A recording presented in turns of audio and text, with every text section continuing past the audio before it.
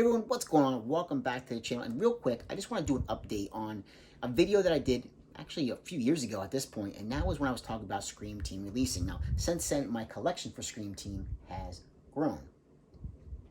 Now, Scream Team releasing, when I talked about them originally, I only had like a few handful of titles in my collection, but there's just something so darn endearing about this company, about this boutique label, the independent, lower budget boutique label.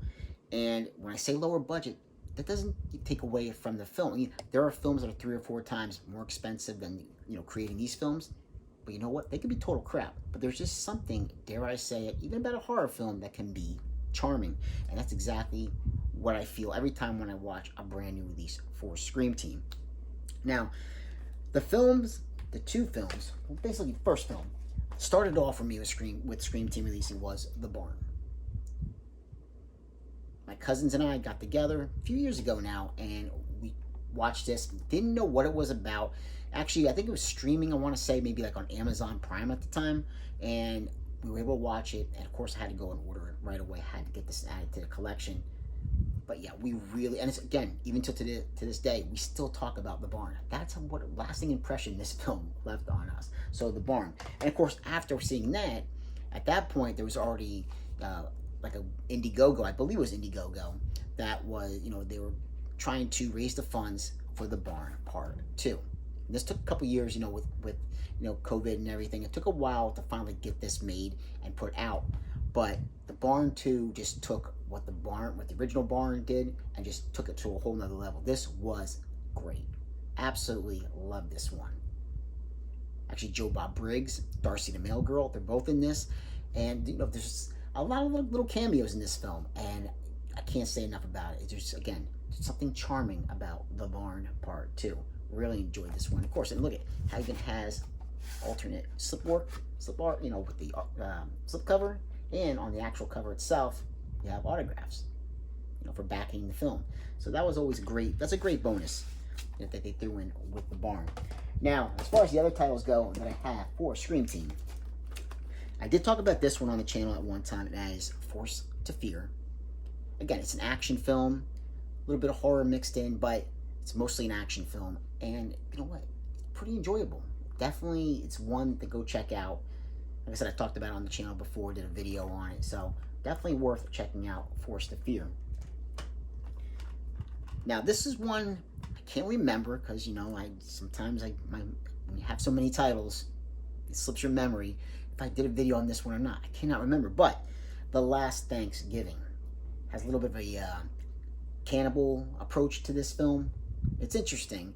This one does not have the Scream Team logo on the back, because this was like part of the monthly horror pack.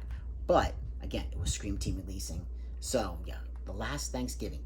It's interesting, I will say that. And for somebody who's not really big on cannibal films, this one, it keeps it a little bit, lower. It's not exactly, over the top with the cannibalism, but it is an enjoyable film. And again, we don't get too many Thanksgiving horror films. So yeah, The Last Thanksgiving, Scream Team releasing, not a bad film to pick up if you're looking for a Thanksgiving horror film. Now, these two that I have in my hand right now, these are their most recent pickups from Scream Team. And they both came out at the same time, and they are Cruel Summer and Cruel Summer 2. And, again, this is, again, not a knock on any of the films from Scream Team, but there is something about these films that when you're going to watch them, try to get together with some friends and watch these films, because I'm telling you right now, you will enjoy them so much more if you have a group of friends around to really check these out. And my brother-in-law and myself got together, and we had, because, again, I made him a fan of Scream Team as well, and we had to watch Cruel Summer and Cruel Summer 2. I would say Cruel Summer 2 is a little bit better. They're both slasher films, like almost a continuation. Doesn't really, kind of picks up not too far in the future from when the first one leaves off to the second one. But yeah, they're definitely they're enjoyable films. Like I said, the second one edges out the first one just a little bit more, especially as far as the gore goes. Definitely edges it out. So Cruel Summer Part 1 and 2 from Scream Team. This one I really like. This had it's called 13 Slays Till Christmas, and it has all these little different anthology stories to it. 13 stories exactly. And yeah, it's some are good, some are, I don't think there's a bad story on this, in this film, but some are a little bit better than others. But there's no stinkers, absolutely no stinkers as far as this film goes. So yeah, 13 Slaves Till Christmas.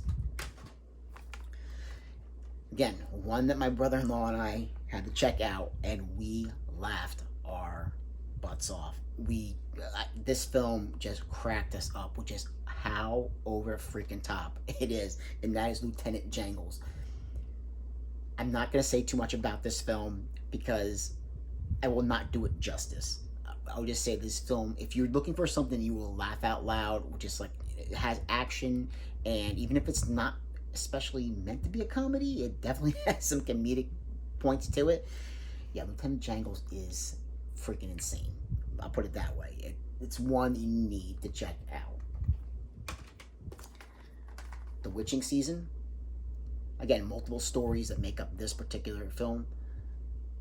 This is one that was on Amazon Prime probably a few years ago. This may have actually been one of the first Scream Team releasing films that I saw, actually before The Barn. So yeah, The Witching Season. Definitely, this is an interesting one. Like I said, the stories, we have, our highs and our lows as far as the stories go, but again, no stinkers with this collection. Now, there are a couple in the collection here that I have not had a chance to watch yet. First one being Straight Edge Kegger. Haven't had a chance to watch that one yet. Spine Chiller. Again, another anthology. There are a lot of Scream Team releasing films that are anthologies, and Spine Chiller is one of them. Beneath the Old Dark House. Haven't had a chance to watch this one yet, but yeah, it's definitely going in the player soon. I definitely want to check this one out. And finally, they made a trilogy released to Scream Team, and it is 1031. Now, I've seen the first two, 1031. Again, horror anthology featuring Queen Malvolia. She's on the back here. And again, I think here's the second one right here in my hand.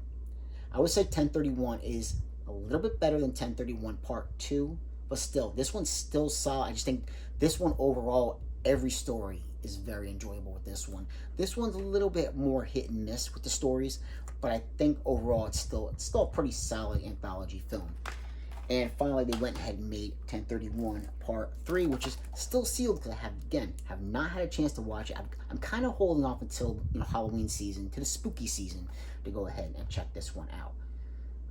But as you can see, I love Scream Team releasing. There are a few other titles I do want to pick up, so eventually I will add those to the collection. But yeah, I just champion the call to anybody to go ahead and pick up some Scream Team releasing titles because, like I said, they're enjoyable.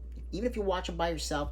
But again, I think you're going to enjoy them a little bit more if you have a group of friends or family, to really gather around and check these out, because there's just something so, again, dare I say it, charming about these lower budget horror films, because they're done with a lot of love and a lot of passion that are put into it. And some of these directors could go on to make really bigger and better, more, expensive films someday. Who knows? But they all got to start somewhere. And you know what? I think they're on to a pretty good start.